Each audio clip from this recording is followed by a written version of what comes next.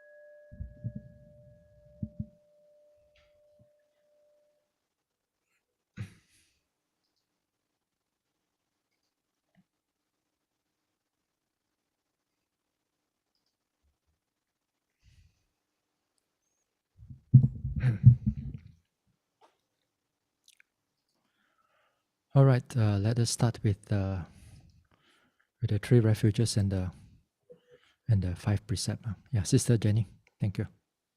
Sadhu Bhante. Namo tassa bhagavato arahato sama sambuddhassa. Namo tassa bhagavato arahato sama sambuddhassa. Namo tassa bhagavato arahato sama sambuddhassa. Buddham saranam gacchami, Dhammam saranam gacchami, Sangham saranam gacchami, Dutiyampi Buddham saranam gacchami, Dutiyampi Dhammam saranam gacchami, Dutiyampi Sangham saranam gacchami, Tatyampi Bhutam Saranam Gacchami. Tatyampi Dhamman Saranam Gacchami. Tatyampi Sangham Saranam Gacchami. Pāṇātipada Veramani Sikkhapadan Samadhiyami. Adina dana veramani sikkhapadang samadhiyami. Kami sumichachara veramani sikkhapadang samadhiyami. Musawada veramani sikkhapadang samadhiyami. Surami raya macha pamadatana Veramani Sikkhapadang Samadhiyami. Sadhu, sadhu, sadhu.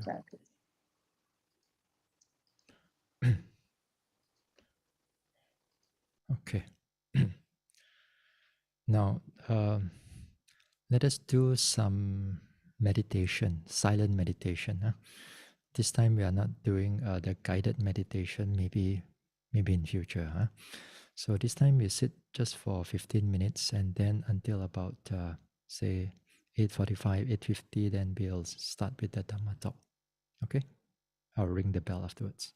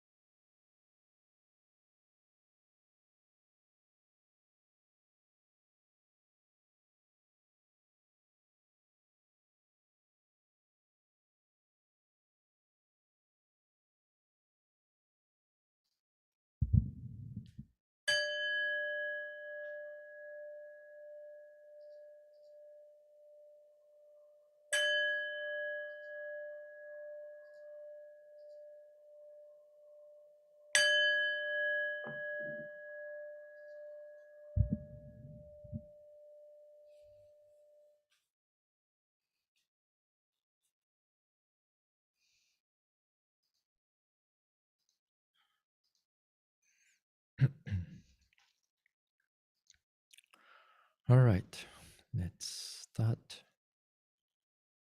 Okay.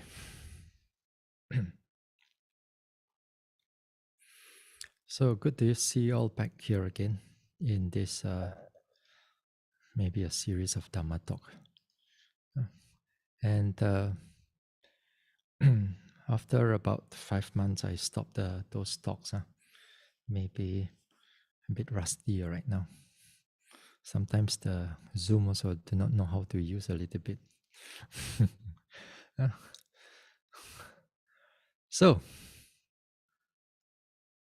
let us start. Now, tonight's Dhamma Talk, yeah, and also I think maybe I'll take about 2 or 3 days just to cover this talk. Now, this Dhamma Talk is maybe not that simple. It is a bit more deeper, but I try to make it as simple as possible because here in this group over here may not be everybody is in the, especially in the Vipassana meditation. And many, some of us may be in doing Samatha meditation, or some of us may be doing Vipassana, but not that much. Some of us do quite a lot of Vipassana. And they have developed certain degree of development, and perhaps these types of talk will be beneficial to them. But nevertheless, for those who do not able to understand later on, then it is still good because at least you get an exposure about what is this 18 principle insight. Because most of the time we don't hear this, or you never heard of all these things before. So it'll be good that I go through it, and we see where we can able to pick up on it. So, all right, let us start. Now, most of the time, what you will hear about this insights, usually you will hear about the 16 insight knowledges, right?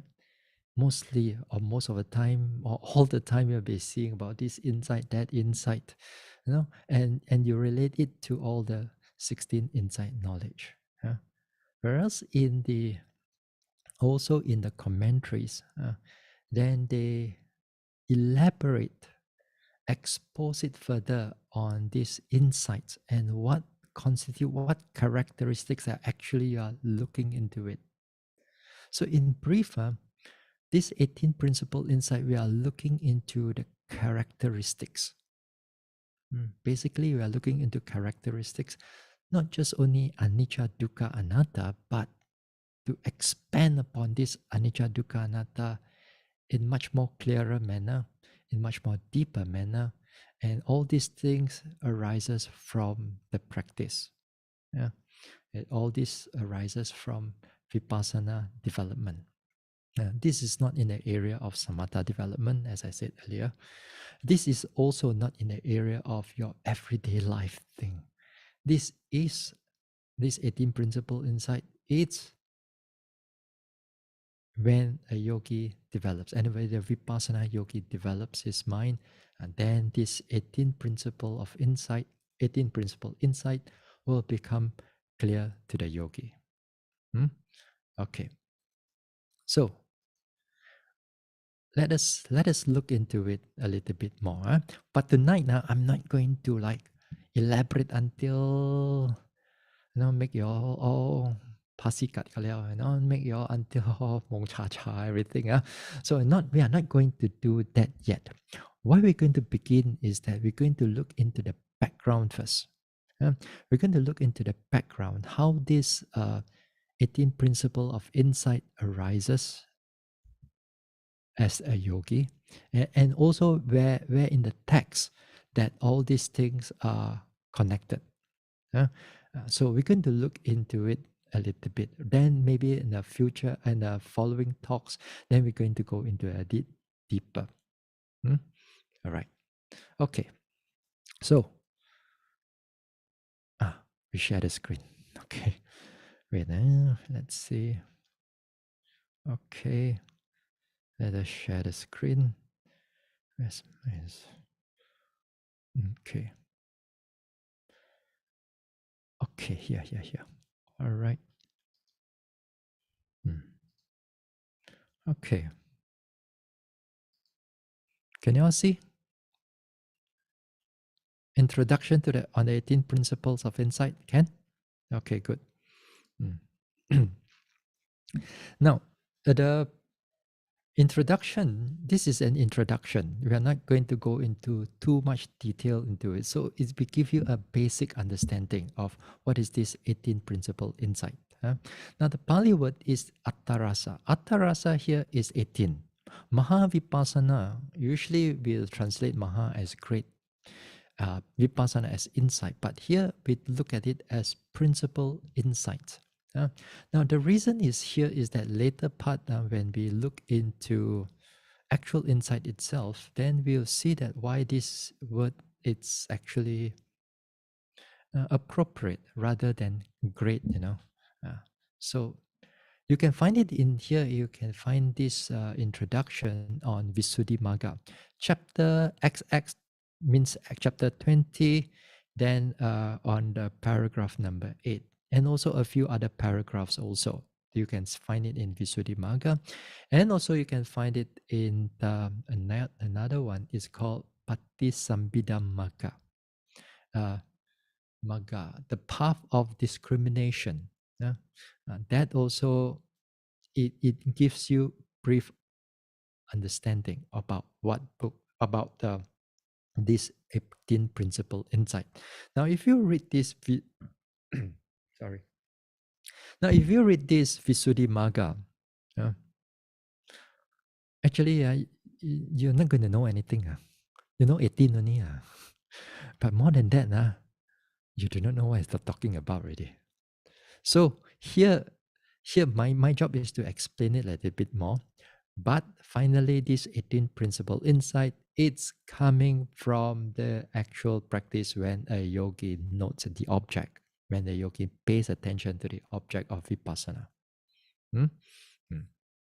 Okay. Now, just give you a brief aspect of it. What are the 18 principle insight? Okay. Now, let me make it a bit slightly smaller, a little bit.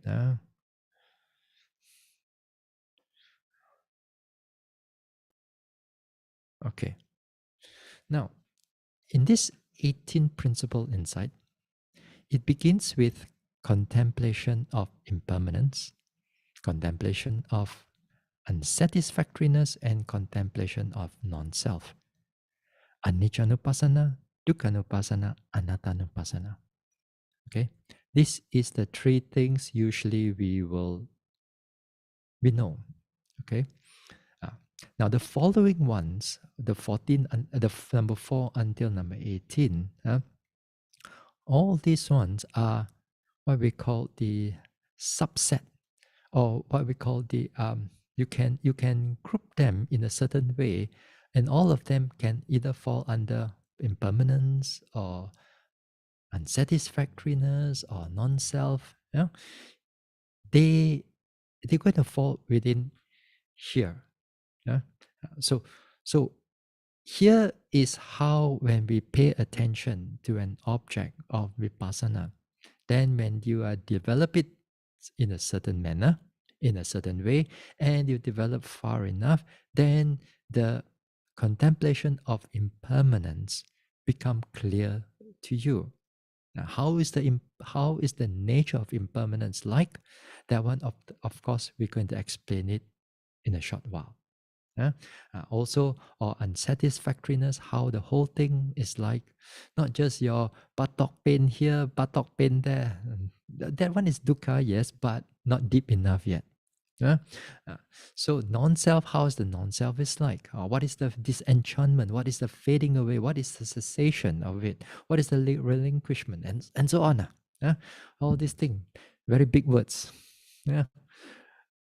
So when you all see this, first of all, monkey, don't be afraid.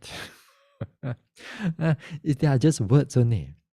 But if you really do your meditation, If you do your meditation, all these 18, you will see it. You will see it definitely. So don't be too afraid of these big words and Pali words and so on and so forth. We're going to go through a little bit, and then we're going to explain about it in a more clearer manner. Okay. Now, before we go to the next part, now in this 18 principle insight, in this 18 principle of insight, it comes into two parts. One is the contemplation, that other words that you are noting. And actually what I didn't write over here is the abandonment part. How does it abandon? What does it abandon? You are keep on noting on impermanence, on arising and passing away. Now, while you're noting on it, arising and passing away, what actually do you abandon while you're noting? Usually we do not know, because everything will just go through only.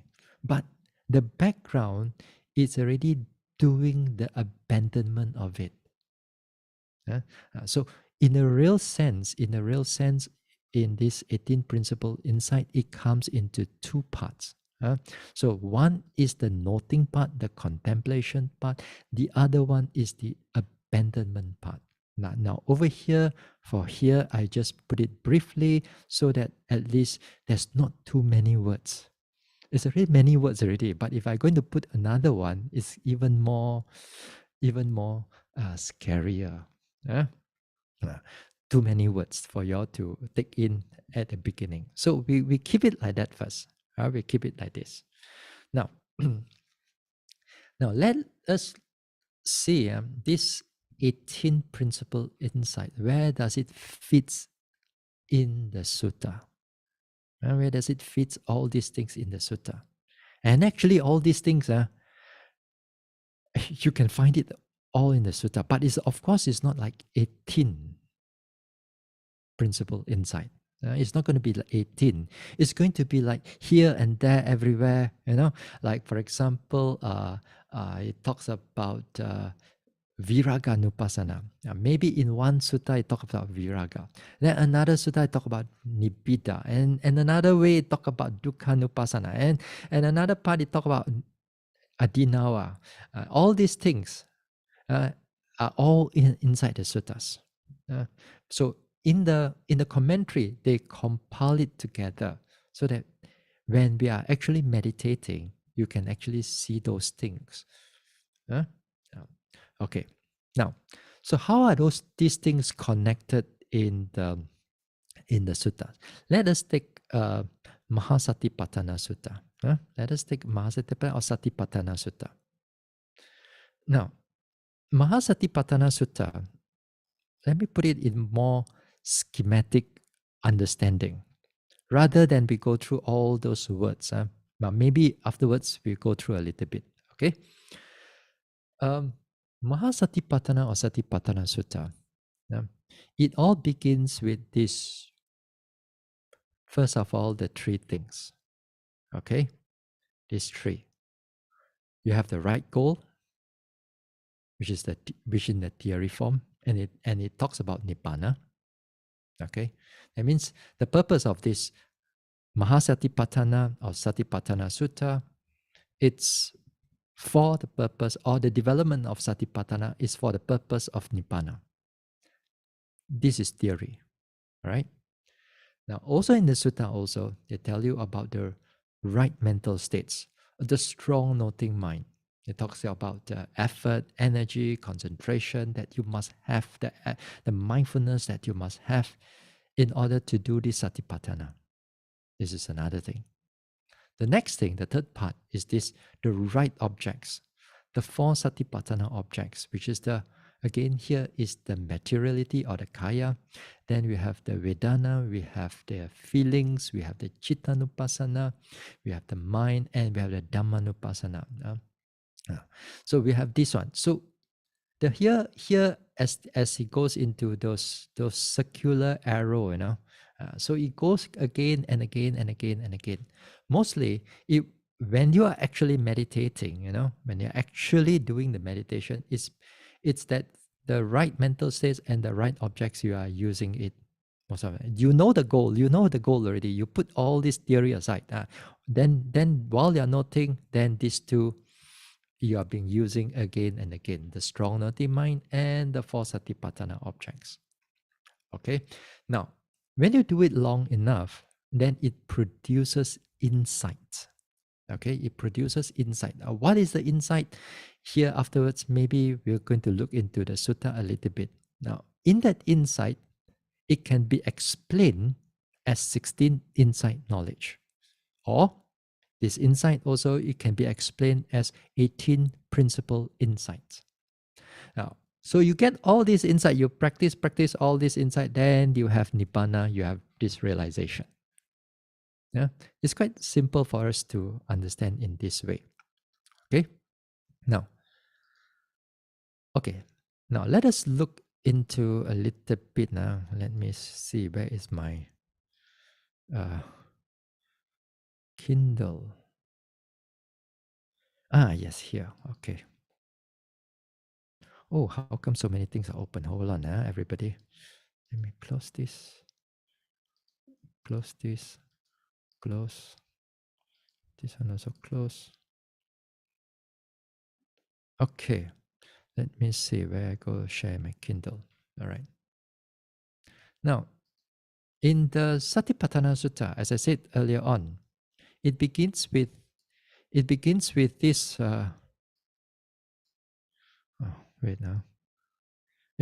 this number 2. This is the goal. This is the right goal, because this is the direct path for purification for beings. Sorry. Sorry. Where did you go? Yes, here. Okay.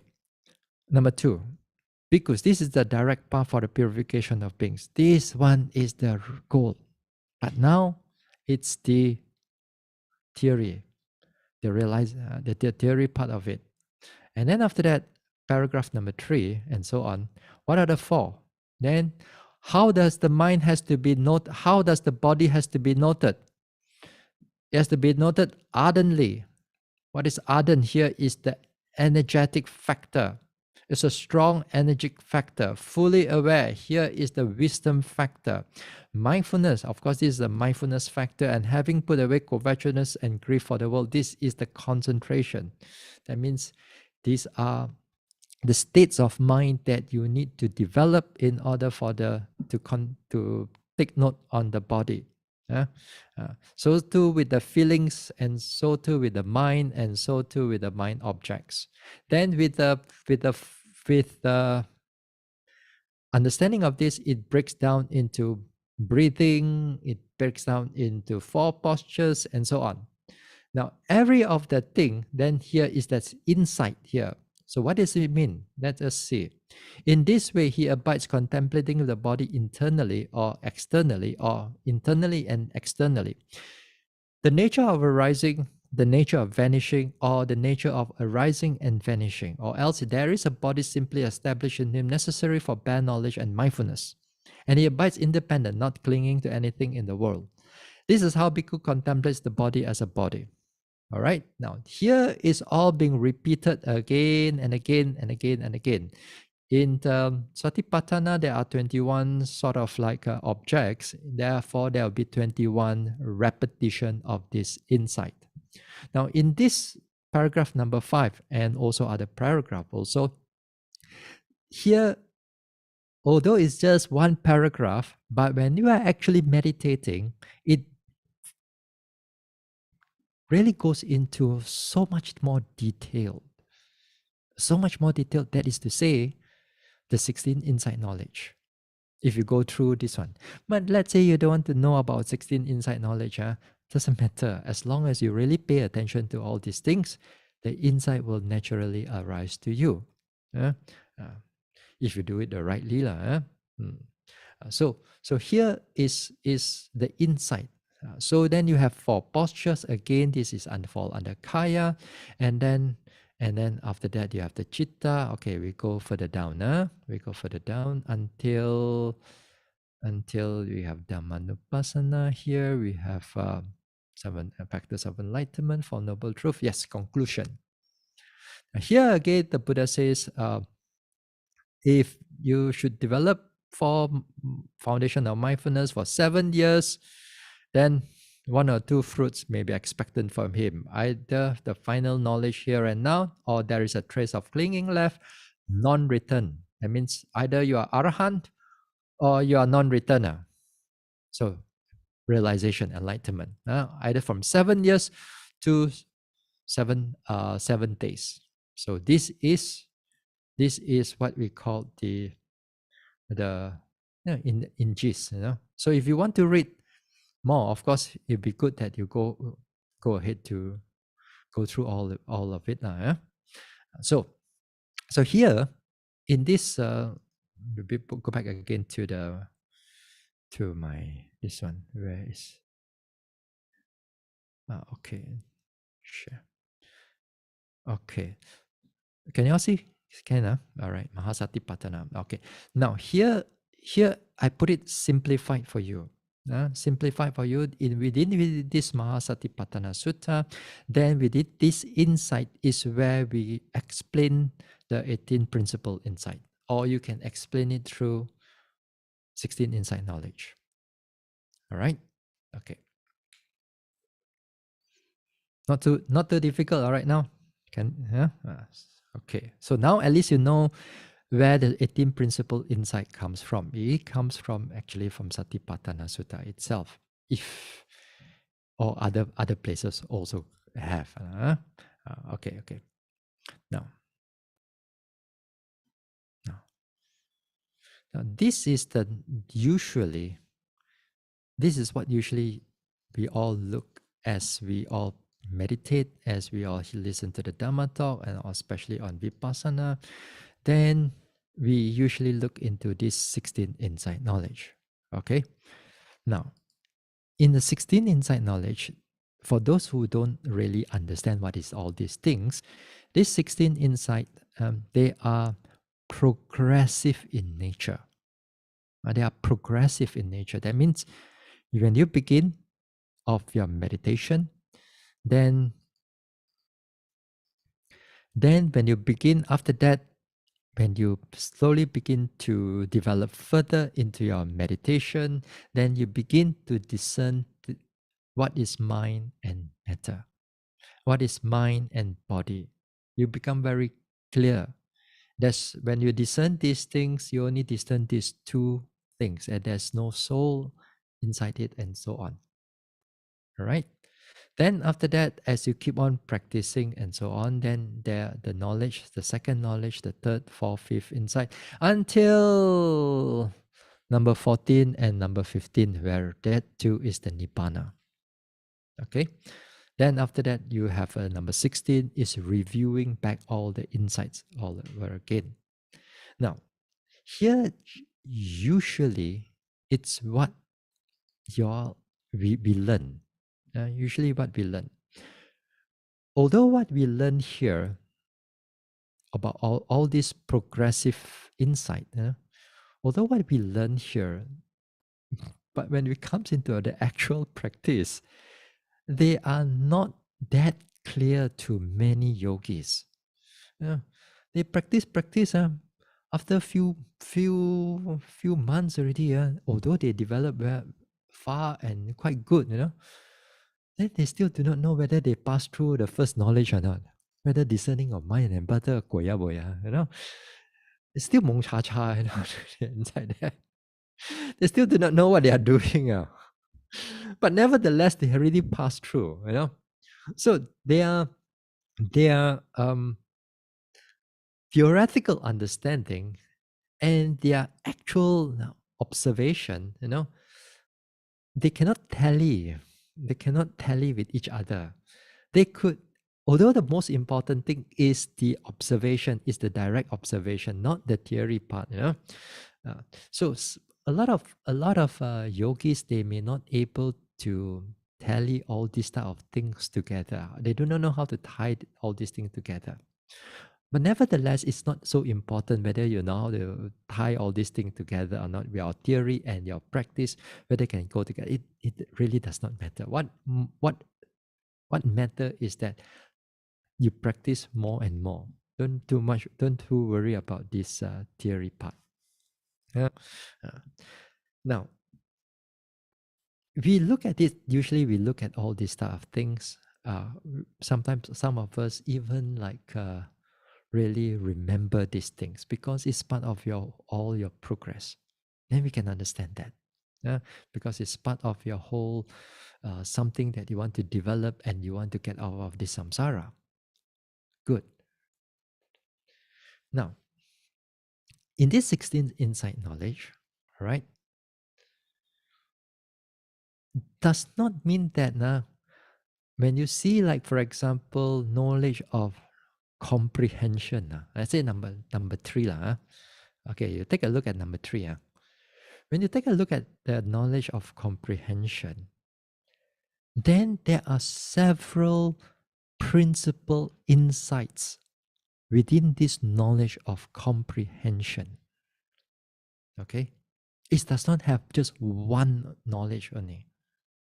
Whereas even you talk about knowledge, insight knowledge number 4, knowledge of arising and passing away.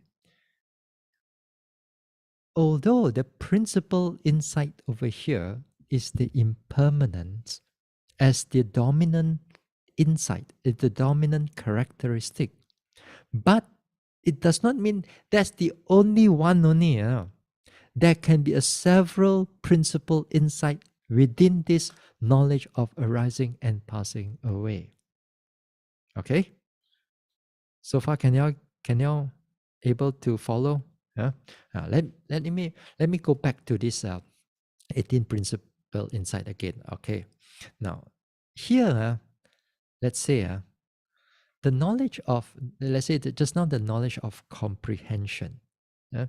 In the knowledge of comprehension, there is the aspect of impermanence become clear to the yogi.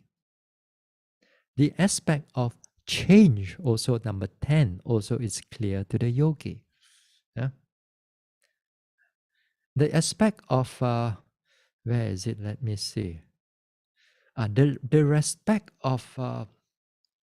aspect of number 2, unsatisfactoriness, also is clear to the yogi. Then also number 3, non-self, also is clear to the yogi. Actually, also number 4 also, it can be quite clear to the yogi also. It's a kind of like a mixture of characteristics within a same knowledge. Okay? Within that particular knowledge, there is a number of characteristics that you are going to look into, that the yogi is going to see what is really going on with that particular insight. But the yogi, usually, or most of the time, the yogi do not know what they are looking at, because it's really, really a mix up of everything. Yeah.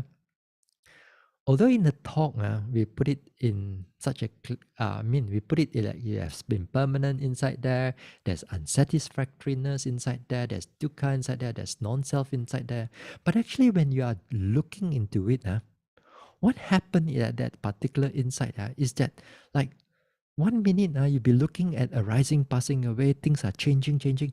Then after that, 5 minutes later, your buttock is start painful, pain,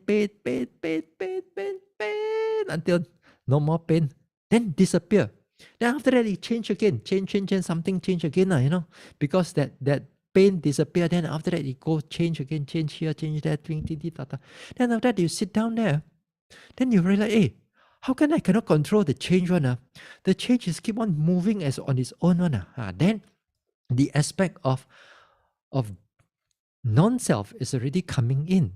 And then after that, within a minute or two later, the whole pain is coming back again. And then it come back again, and then you really tear you apart, you really pain until you betahan and all that thing and so on, You thought that your meditation is going haywire.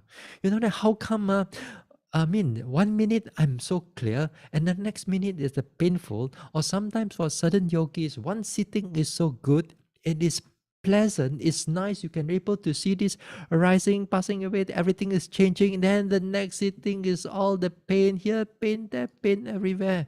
And then after that you think of you want to go back and so on, and you see the teacher's face, you after that you dare not go back again, you keep on practicing again. Ay, all these things, you think the yogi at that moment of time, the yogi think that the yogi think that he's not going anywhere, he's not doing anything right. How come here everything is changing here and there? How come everything is painful? How come the fluctuation of the mindfulness, how come everything? But that is the nature of the insight. That is the nature of the insight.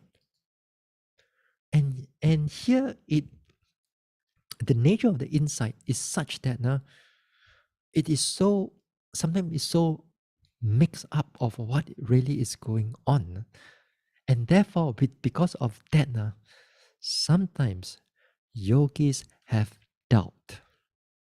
They have skeptical doubt. Hey, practice out, correct or not? Am I doing the right thing or not? Now, the thing is that, sorry. Now, the thing is this.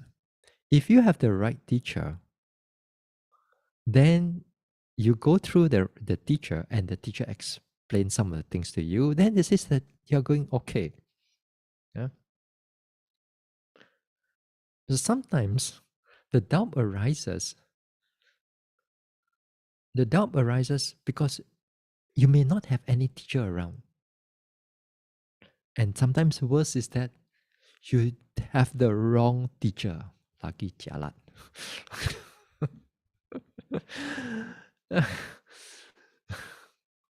You don't have teachers. Now, the first thing is that when you don't have teachers, you kind of like, you're not sure whether all these things are happening. You've never seen it before in your practice, because in the beginning of your practice, when you start this vipassana meditation, let's say you take this rising and falling. Rising and falling is just very smooth, key, low, going arise and fall, very nice, very nice. But after you develop up some time, this rising and falling is going to move like as if like, then you never seen it before. How come this rising falling can go to the left side one? How come the rising falling can go to the right side one? How come this rising falling can go like 45 degrees rather than going up or down or going forward or backward? Now this time going here and there. How come? Then you get then things are changing.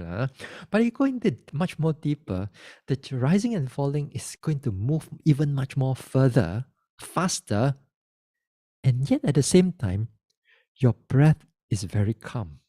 You're still breathing very calmly. But your rising, falling, beep, beep, pop, pop, beep, beep, pop, pop, beep, beep, pop, pop. Then you start to think, hey, Tio Bo, I practice so much. How come my breathing is still okay, but when I look at my rising and falling, everything is like going haywire. Then when you stop the meditation, everything okay. Bosua. No, you're not going crazy. You're not going crazy. But when you start sitting again, everything beep, beep, pop, pop. So if you don't have any teacher to guide you through all those things, then the doubt may arise. This is one thing, then the doubt may arise. Now the second thing is that you able to see all these type of things. You're able to see that, and which is wonderful. But you get the wrong teacher. You get the wrong teacher. Here is that, okay, you go and report to the teacher. And the teacher says, Rising, falling cannot be like that one. Rising, falling is just rise and fall. And it cannot be going left and right, cannot go circular, cannot. You're doing something wrong already. Or even you use the in-breath, out-breath an object of vipassana, not as an object of samatha. If you use the object of vipassana, also the same thing. They will show the same characteristic like a rising and falling. Sometimes the in-breath, out-breath can go very fast, but you're still breathing very calmly. As if like sometimes one air is coming out from one side, the other side is not coming out. But you don't feel it when you don't really feel the difficulty of breathing while you are sitting. Things are changing very fast. Then here when you go and report to the teacher, then you tell the teacher, hey, Bhante, or Sile or Mechi, whoever your teacher is, then you go and report to this one. Then when you report it, then it says that, hey, all these things cannot, tak boleh. Oh, wrong. While you are actually doing vipassana, we are not talking about samatha, you want to do vipassana and you are developed into a certain level, and the teacher tell you that go back to just rise and fall. All these things, then that time, what the yogi will have even more doubt. Because every time the yogi sits down, the whole rising, falling, or the whole in-breath, out-breath are going haywire, moving in a very erratic manner, going into a very sometimes very tense manner, and so on. Yeah? And yet now you're supposed to be follow whatever the teacher say. Whatever the teacher say. Of course, here in the beginning part, whatever the teacher says holds true. Holds true. But when it comes in a deeper aspect of meditation, whoever sits on the Dhamma chair may not have all the experience of meditation. May not have all this experience of meditation. Now, here I've seen it myself for many years. I've gone into different places of meditation.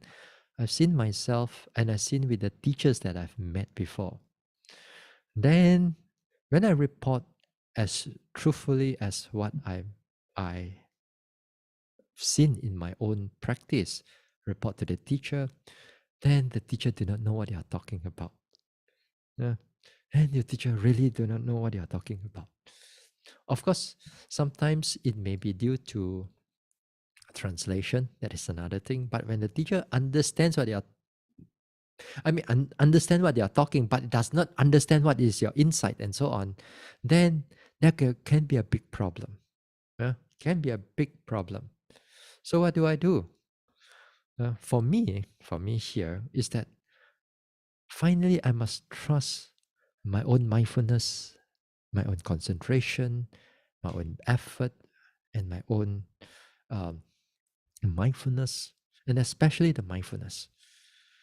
I got to trust it because this is actually happening in front of me or happening inside me.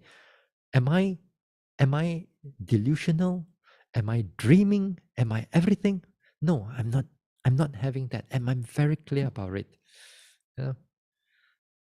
That because of that, I dare to go further. Because of that, I dare to go further. But many of us may not have that skill. Many of us may not have that skill, or whether to go against the words of the teacher. So really, this thing comes down to your karma, Anyway, because of all this type of doubt that happened to this one, therefore, one of the purpose of this talk is to clear doubt clearing doubts, especially for advanced yogis. Because when you come to a more advanced stage of meditation, not many people is able going to explain a lot of things to you. And even the teachers know it also. Even the teachers are experienced in meditation. The teachers also won't go in when you come into the interview session. They're going to explain long-winded. Okay, you are now at this contemplation or that contemplation. You just report. The teacher says, "Okay, carry on." Huh? Carry on? Carry on. That's about that. They tell you only. Oh, because they got another 20 yogis waiting behind you. If they cannot going to tell you about each and every contemplation, each and every nupassana or whatever, they're not going to tell you all those things. They tell you just, okay, yeah, and then tell you, they ask you a few questions here and there. You're doing well. Okay, carry on. Then usually we carry on, So during the Dhamma talk, it's usually they will explain a little bit more if they explain in the Dhamma talks. So here with these talks, this talk is to help you to clear the doubts, to clear a lot of doubts, so that the yogi can breathe further into the deeper aspect of meditation. So there are a lot of things that are mentioned in the text, and sometimes yogi do not understand it. So sometimes by understanding of this type of thoughts, then there are certain doubts can be cleared away, then the yogi can push further. Okay? And so number 2, also as you clear the doubts, also you gain confidence. Now you gain confidence that you dare to go further. Here clearing doubts is hindrances, Arousing and confidence, this is faculty or insight, They are, again, although they are connected, but they are two different things. So arousing of this confidence, the yogi dare to breathe further, no matter how the insight or how the changes in that thing, they really dare to pay attention to it. And therefore, because of that, they go further into the deeper aspect of meditation. Now, arousing of confidence also. Now it helps to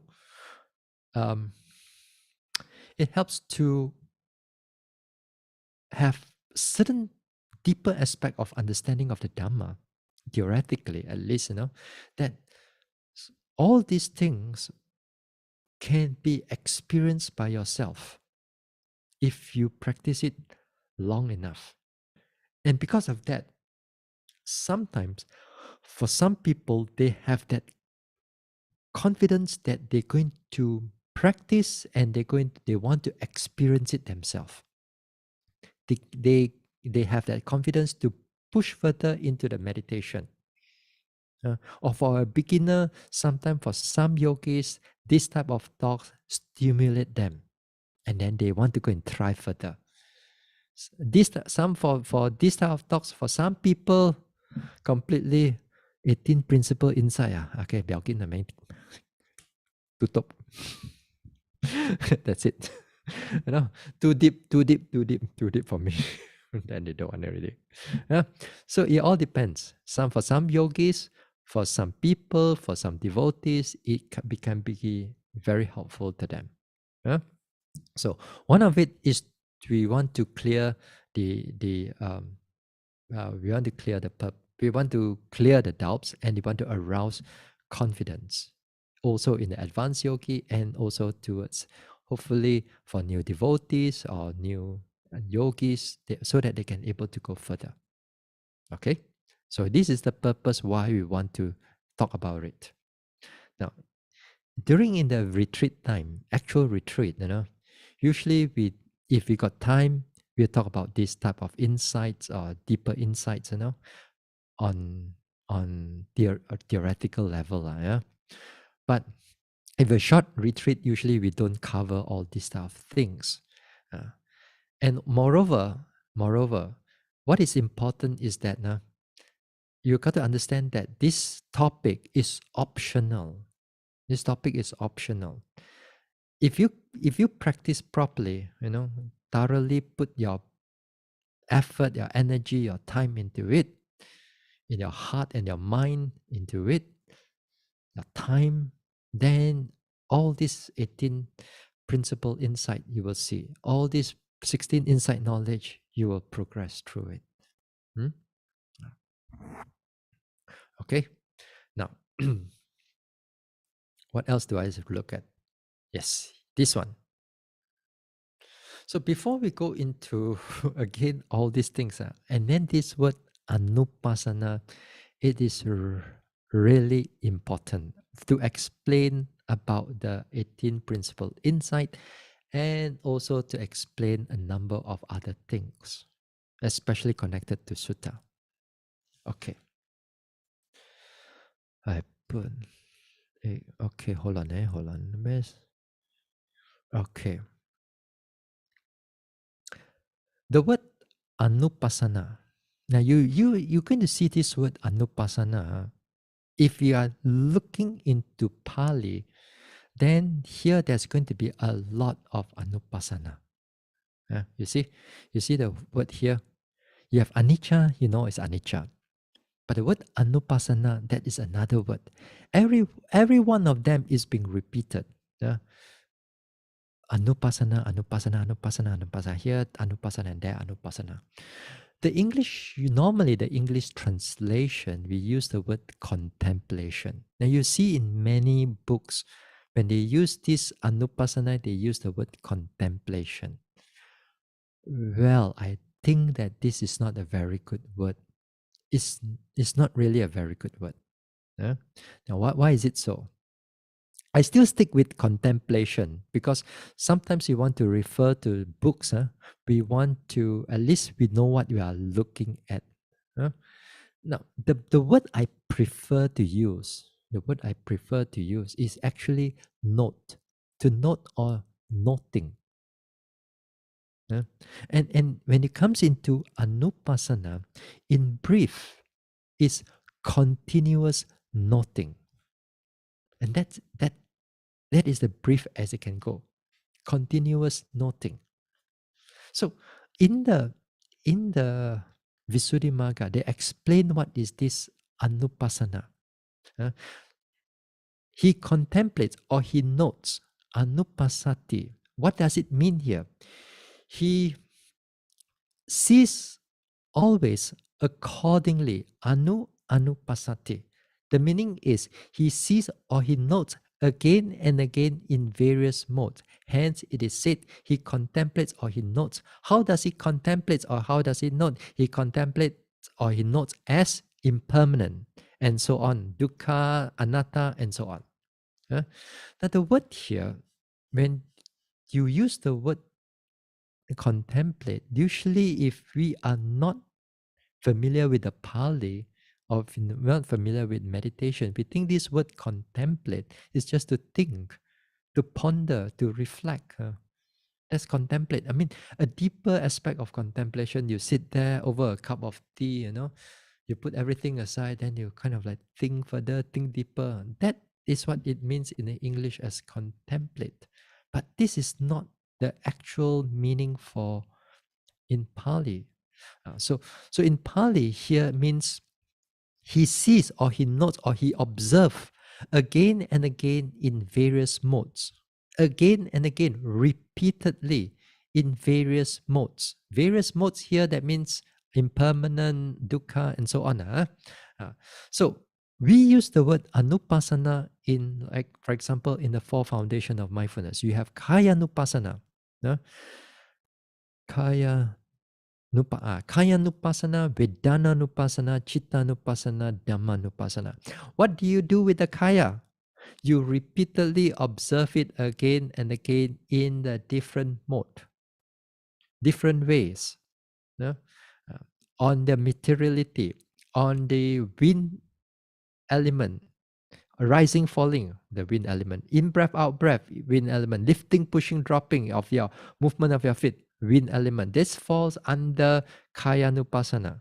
So how do you do it? You note on them again and again, again. That's what it means here. So you Vedana Nupassana is the same thing. All your pain, you note it. This pain, that pain, you note it again and again and again and again, moment after moment. So too with Chitta Nupassana, so too with Dhamma Nupassana. Okay, this is normally what we see if we look into the Pali in the four foundation of mindfulness. Then you have this Anicca Nupassana, Dukkha Nupassana, Anatta Nupassana, Viraga Nupassana, and so on. So what is again on Anupassana? That means you see this Anicca again and again and again and again and again, repeatedly. Dukkha also the same thing. You see it repeatedly again and again and again and again. Anatta also the same thing. You see it repeatedly again and again and again and again. Moment after moment, until you sit there for 1 hour, you be alert, you become clear, you pay attention, and all the various changes are happening so-called in front of you, or within your noting mind. So the word is anupassana. So again, we go back to this one again. We go back to all these things. So that means this, you're not going to note all these things satu kali saja, not one time only, It has to be repeatedly observed again and again and again and again. Some people, some yogis, they come to me, they say, they meditate. Bhante, this sitting meditation, when I sat down, I noticed it rising, falling, rising, falling, rising, falling. Wow. Then after that, I cannot see rising, falling anymore. Everything gone. Wow, Bhante, this time hosei liao, Bhante. I see arising, passing away already, Bhante. I see impermanent liao, Bhante. Wow. Gavesi, no? Yes, you look at it 2 or 3 times only, then you interpret it yourself that, I see this anicca already. No lah, not yet lah, not yet. Habuk pun tak ada lagi lah. You're not even kind of dust yet lah. Not yet. Anicca Nupassana, just to give you the same Anicca Nupassana, you got to repeat it again and again. What do you mean again and again? That means you sit there the whole hour. Perhaps you're going to sit there looking at it the whole hour. Perhaps. Sometimes it may be for a short while, then you come back again, another thing come in between, after that the rising, passing away, coming back again and again. After that, it may not be in one stretch, but it can also come back in different time. But it is not like you just a little bit, rising, falling a little bit. I see dukkha, I see anicca already, I see anicca. No lah. Or you go and sit down there, go and meditate a little bit. You pain in the buttock, you know the pain. Bhante, hosei liao, I see the pain already. I see dukkha nupassana already, Bhante. Not yet. Not yet, not like that yet. So it got to be repeated again and again and again and again and again and again. And sometimes when it comes into the deeper insight, it's called momentariness of it. Repeatedly, moment after moment after moment after moment after moment after moment. Sometimes the Sayadaw U Pandita or the Burmese Sayadaw used to say, if 1 hour you sit, got 3,600 seconds, then there's 3,600 noting mind. That means that is called anupassana, there's continuous form of repetition of noting. But of course, most of us tak boleh lah, Not. Okay, we go into a lot of whatever thinking, go into a lot of stories, go into a lot of history, go into a lot of future. Then after that, we remind ourselves, supposed to meditate. Then you come back and not. Right. Usually we cannot able to have continuous flow. But this is in the beginning part. a number of yogis that I've seen also, the whole hour they sit down, they can able to see without without thinking coming in. Not to say without thinking, they can even note the thinking itself. When you're able to note the thinking, it becomes Anupassana again. Yeah? So it becomes a continuous form of Anupassana. So Anupassana here is repeatedly, you note them again and again, again and again, again and again. Hey, this is not, this is, sorry, this word is wrong already lah. This is sunya. Later I change it. All right. Let me see. Okay, so he pays attention when you talk about Kaya Nupassana, you watch it again and again. When you Vedana Nupassana, you watch it again and again. When Chitta Nupassana, you come in, you adopt it again and again. And then usually in the practice, we say that if it becomes prominent, you pay attention to it. Sometimes the prominency of an object is longer. For example, you can able to notice the pain as if like it's so long. Although it's just 5 minutes only, but you think like it like you're sitting there for half an hour already. But sometimes you notice your pleasant feelings. You know, pleasant, so nice, pleasant. You think that you are just noting 5 minutes, but again, half an hour gone. It's just opposite. So we know that. So this is what we mean by Anupassana. And this is important. Important for us to able to understand that impermanence is not just satu kali sahaja. It's going to be a lot of times. Even we don't able to incalculable. Okay, so this is Anupassana. Okay, now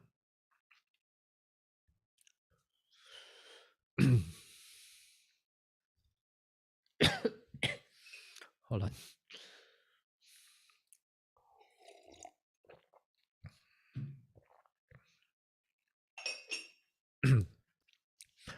Now I talk about this Vipallasa.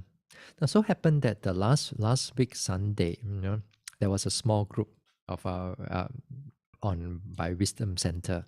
It's a small Q&A group. Then somebody asked about Vipallasa. Nevertheless, also this aspect of Vipallasa is going to be repeated again when we are talking about insight. Now, when we look at why we now when we look at ourselves, why we just stuck in samsara, cannot go out. We keep on repeating ourselves in this samsara again and again. The Buddha says it's very true because of our craving. We crave for something. We delight in this, we delight in that. Why do we delight in all these stuff, things? Why that when we see something beautiful, the mind already attached to it? Why when you see something is ugly, the mind detests it, anger arises? The craving comes in because there is distortion or perversion of our mind. With the Buddha used the word Vipallasa. Sanya Vipallasa, Chitta Vipallasa, Ditthi Vipallasa. Now, here, when you use the word Vipallasa here, we, in our everyday life, we don't see that we are having this distorted perception. The moment you see these things which is beautiful to you, you already have that the happiness is already there already.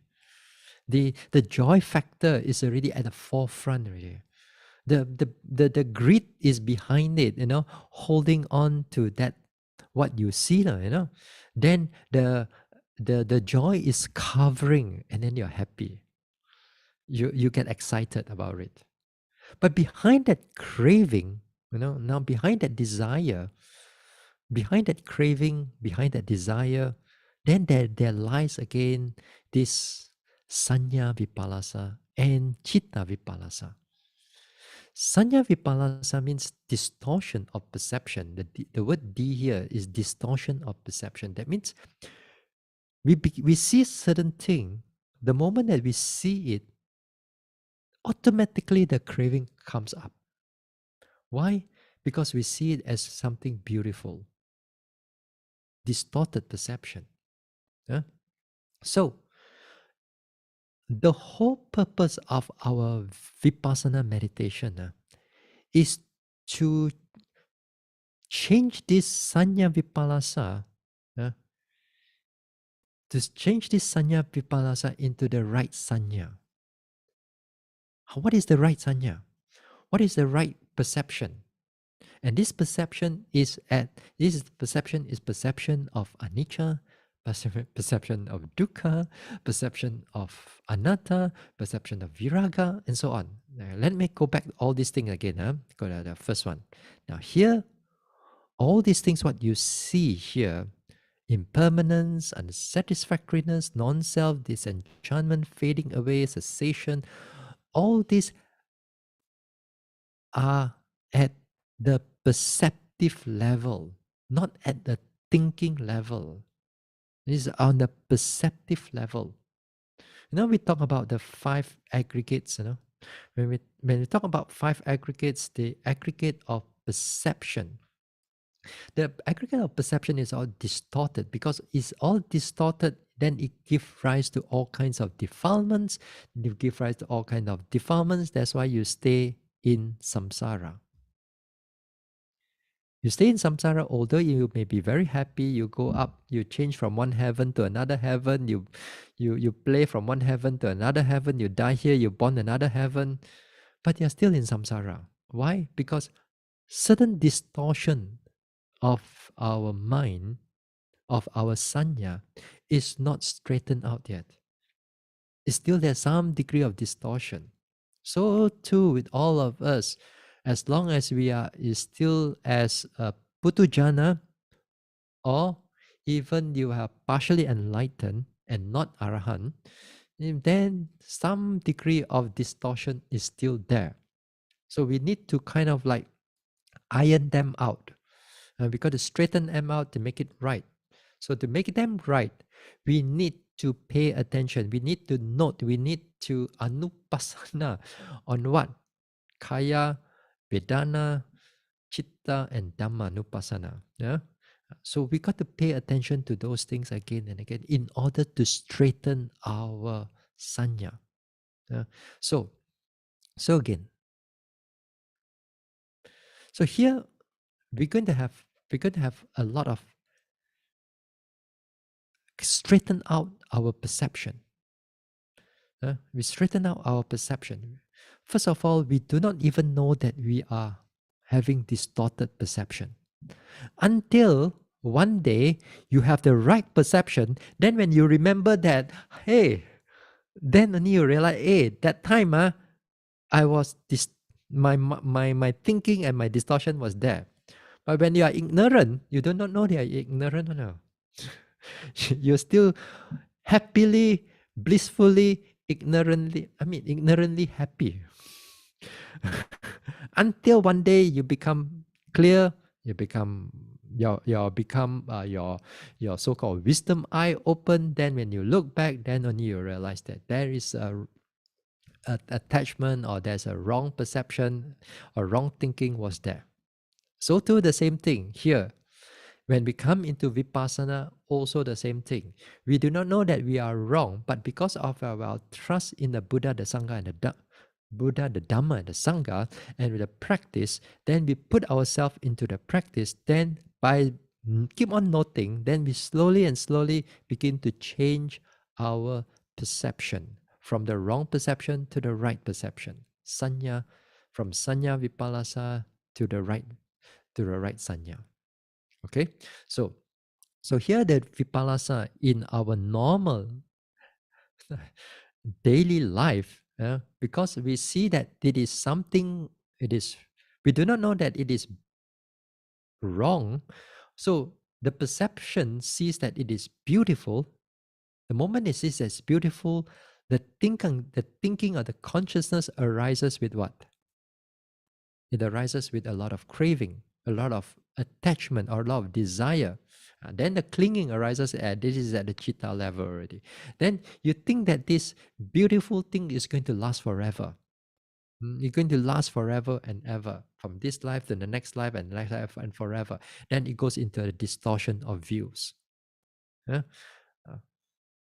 So here, our wrong view all arises because of our wrong thinking. Wrong thinking arises because of our wrong perception. So we got to iron the perception out. So this is what Vipassana do. It's just to change the perception. Huh? All right. Now, we change this perception at the same time also. At the same time also, we need to have abandonment. You cannot like change something, something doesn't go. Something also will be, something is also change. Okay.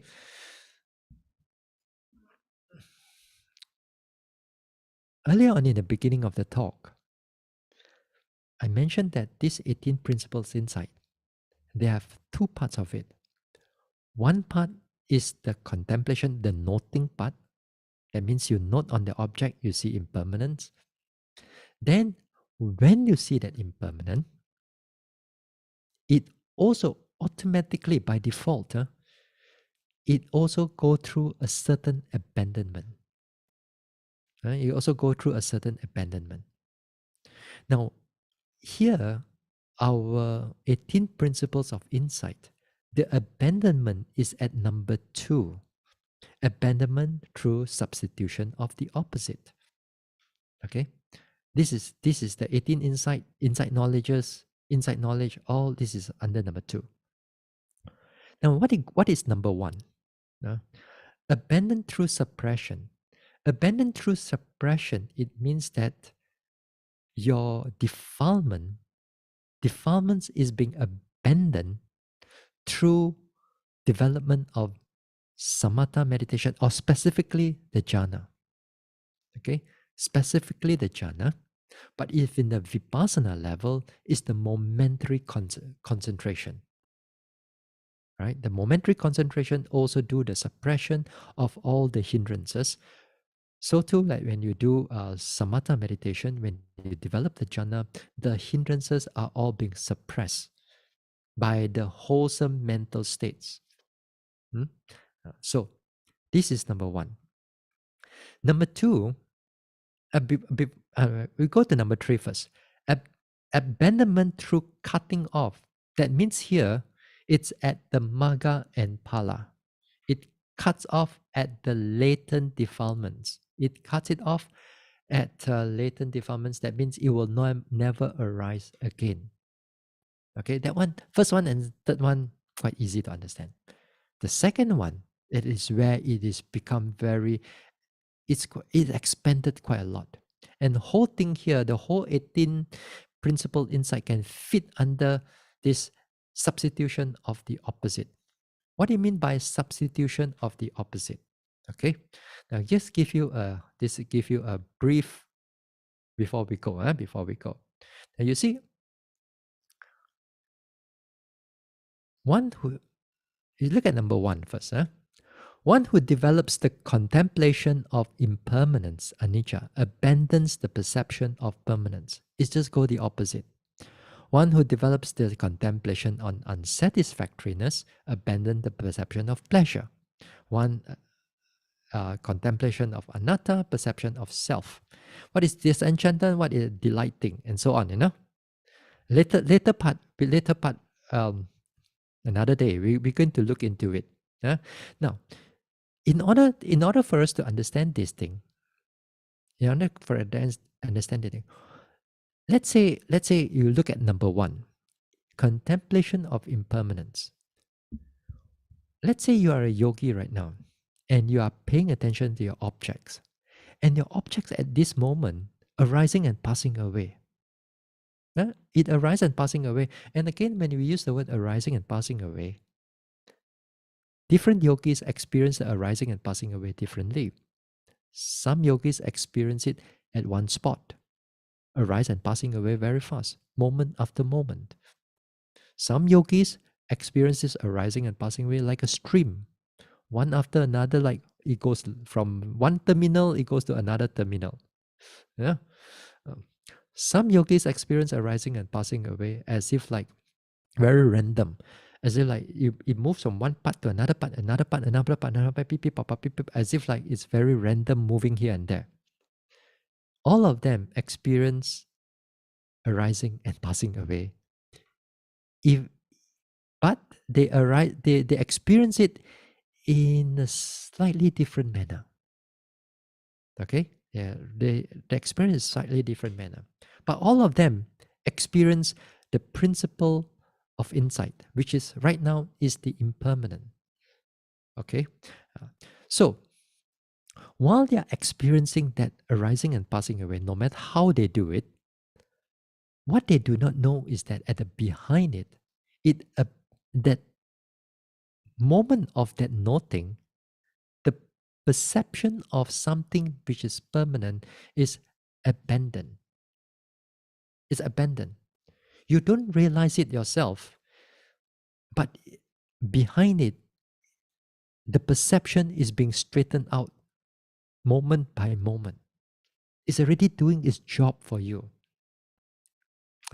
You don't go and have a meditate, meditate, rising, falling, arising, and passing away, arising. Hey, now perception of permanence, bro.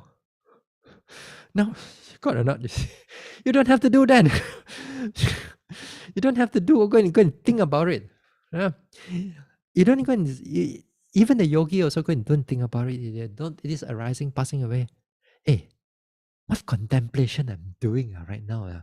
Is it anicca nupassana or anatta nupassana right now? You don't go and think about it. Because if you think about it, it already goes into citta vipallasa already.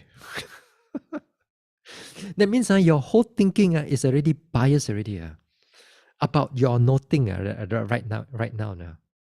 You see that there's only a fine line. Even you don't think and just paying attention. It's a very fine line. So it's to say that many of the teachers say, hey, when you pay attention to your object, don't think so much. Don't think. Just pay attention to it. Just pay attention to it.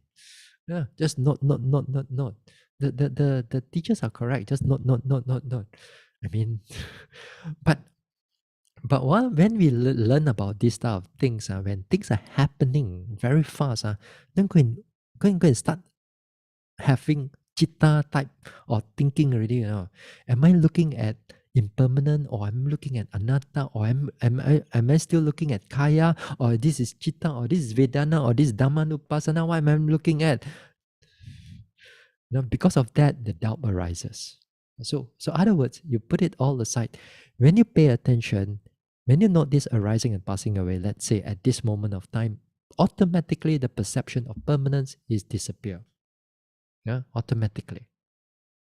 All right. So there'll be a lot of all this explanation. We're going to look into it in the next talk.